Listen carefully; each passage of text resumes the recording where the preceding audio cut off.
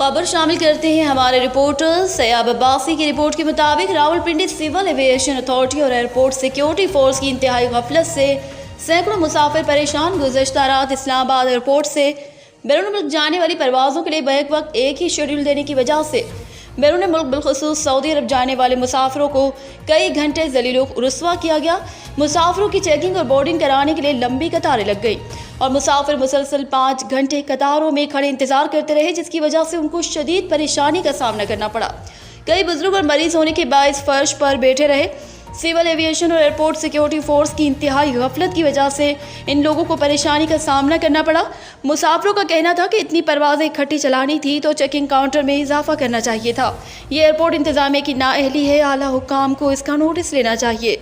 Report सयाब Abbasi, tehsil reporter, BCN news HD।